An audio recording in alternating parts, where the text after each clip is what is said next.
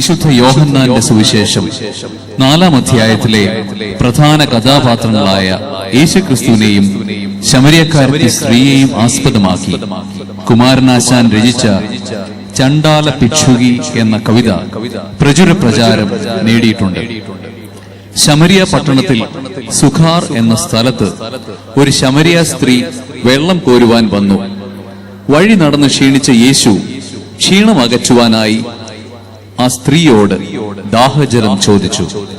താൻ അധകൃതയായ സ്ത്രീയാണെന്നും തന്റെ കയ്യിൽ നിന്നും വെള്ളം കുടിക്കുന്നത് തെറ്റല്ലേ എന്നും ആ സ്ത്രീ യേശുവിനോട് ചോദിക്കുന്നു.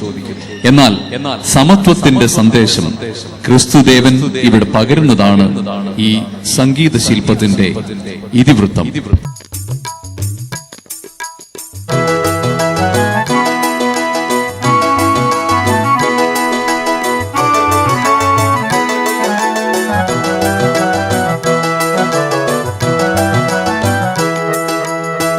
നട്ടുച്ച നേരത്ത് കിണറിന്റെ തീരത്ത് വെള്ളത്തേനായി ഞാൻ കാത്തിരിപ്പു.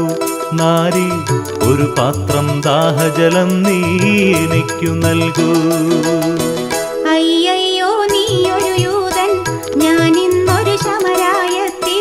ഞാൻ കോരിയ വെള്ളം തൊട്ടാൽ തീണ്ടലില്ലേ? ഞാൻ കോരിയ വെള്ളം തൊട്ടാൽ തീണ്ടലില്ലേ?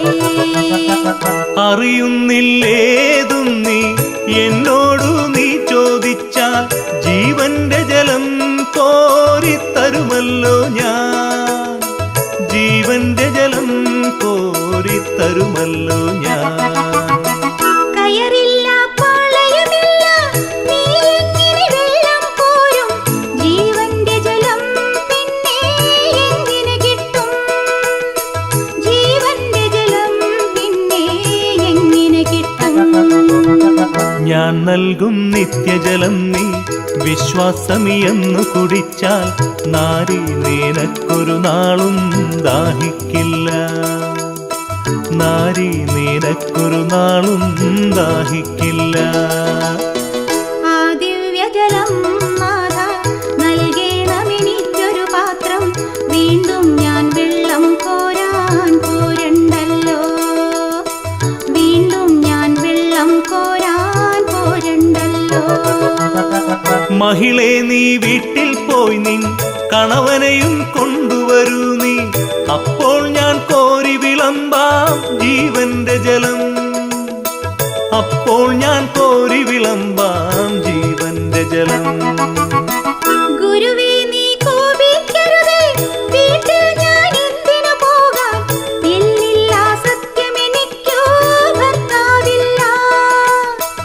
ഇല്ലില്ല സത്യമെനിക്കോ ഭർത്താവില്ല. നീ ചൊന്നതു സത്യം തന്നെ, കണവന്മാരഞ്ചുണ്ടായി. ഇപ്പോഴുള്ളവനോ നിന്റെ ഭർത്താവല്ല. ഇപ്പോഴുള്ളവനോ നിന്റെ ഭർത്താവല്ല. നിൻഹിതമെൻ ജീവചരിത്രം നീ എങ്ങനെ സർവമറിഞ്ഞു? ദൈവകരം തെളിവായി നിന്നിൽ കാണുന്നു ഞാൻ. ദൈവകരം തെളിവായി നിന്നിൽ കാണുന്നു ഞാൻ. മകളെ നീ ശങ്കിക്കണ്ട, ദൈവത്തിൻ പുത്രൻ തന്നെ നിൻ മുന്നിൽ നിൽക്കുന്നു, നീ അറിഞ്ഞുകൊള്ളുക. നിൻ മുന്നിൽ നിൽക്കുന്നു, നീ അറിഞ്ഞുകൊള്ളുക.